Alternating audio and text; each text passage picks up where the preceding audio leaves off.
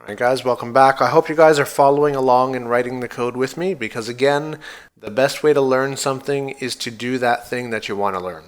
And as you do it more and more, you'll get better and better at it. Through repetition comes perfection. So what we're going to learn in this video is about tables. Now, in HTML, a table is a way to create a grid view of data. So you have rows and you have columns. So let's create a table. I'm going to remove everything within the main content area here. I'm going to keep the main content around. And in here, I'm going to create a table. So the HTML element is table. And we're going to drop down here and close it. Now a table you will be creating on multiple lines. Elements like an H2 element or span elements, links and stuff like that, you will be creating on the same line. But there are certain tags that you should create on multiple lines, just because if you didn't, they would get so long that you'd have to scroll left and right. And the idea is you should not have to scroll left and right on a page. There's actually a hard limit at 72 characters, I believe, so over about here, and I think we could set that in this file. Oh, there it is. Okay, so it's already set in this file. That looks like about 80 characters. I'm not sure. We're not going to worry about that, but basically you don't want to have text that goes way beyond that, so you would create it on multiple lines. Now, within a table, there are two top levels. There is the table header, which contains the titles of each column, and then there's the table body that contains the actual data. So for this, we're going to go ahead and create t-head. Now a t-head is a table head. And what it does is, again, it prints out the titles of the of each column. So we're going to create a 3-column table. I'm not exactly sure what we're going to be putting into the table. Let me think about that for a minute. In the meantime, let's create a row within the table head. So a TR is a table row. It's an acronym. And within this row, it's going to be printed out left to right in however many columns we create. And a column in the header of a table is defined by TH. And this I should create on the same line because this is going to be the actual headings of each column.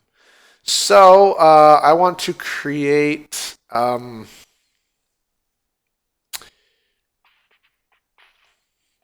pizza menu. So we're gonna, if you guys have ever seen a pizza menu, which you most likely have, there are multiple columns and rows. So the left side is the type of pizza.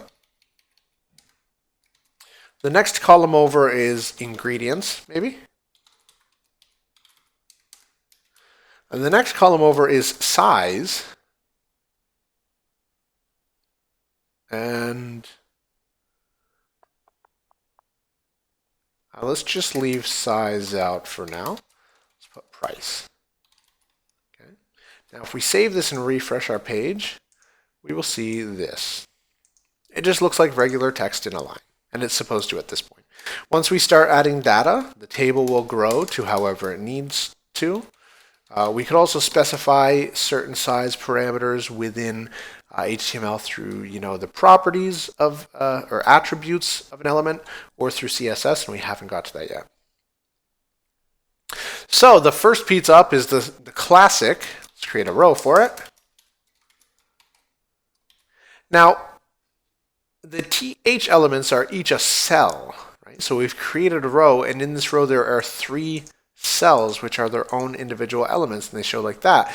Within the T body, within the rows in the body, you're going to create TD elements instead of TH. And TD stands for table data, I believe. I mean, I could be wrong on that, but regardless, you need to use TD elements.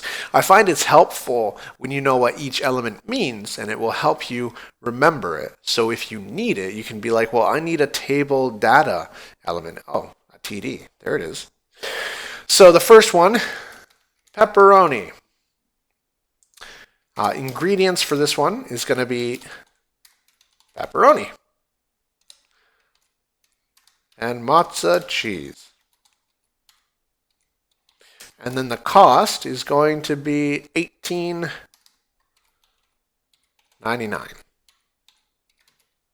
Save it and then refresh.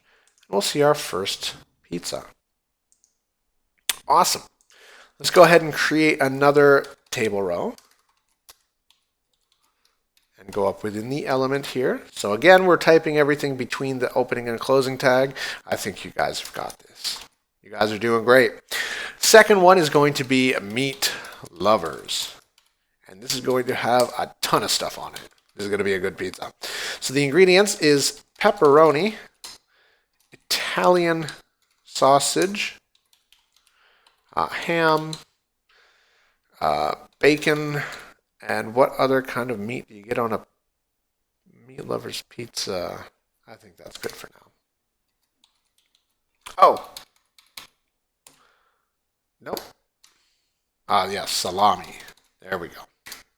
That looks like a good pizza. Now it has a few more ingredients. The price is going to be a bit more, so we're going to say $21.99. Save this and refresh. There we go. That looks a lot better. Now we're starting to get data into our table. Let's go ahead and add one more type of pizza, and this is going to be Hawaiian. Now, if you're under the impression that Hawaiian pizzas don't taste that good, you have never had a Hawaiian pizza, I bet. For the longest time, I thought that pineapple does not go on pizza. And then I figured one day I was ordering a pizza. I'm like, yeah, let's go for that. So. And since then, let me tell you, pineapple goes on pizza. So Hawaiian, that's all we need to type there. The ingredients is very simple, ham and cheese. No, ham and pineapple. And cheese. And then the price of this, where it's so awesome, we're going to make it a bit cheaper. Maybe this will get you guys to buy some if you haven't had it, or if you have. Let's refresh, and there we go. So as you can see, what we're doing in this video is creating elements here.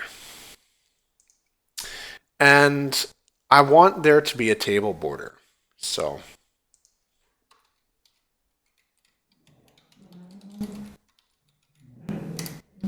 oh, wow. That's not how you do it. Border. There we go.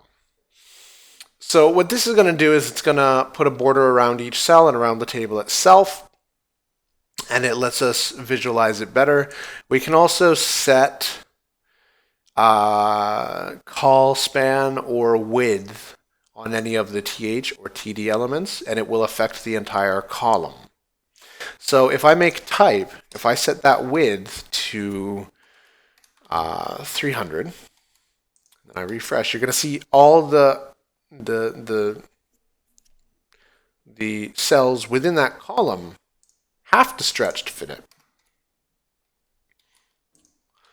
Same thing for the ingredients. I'm going to make that, let me see,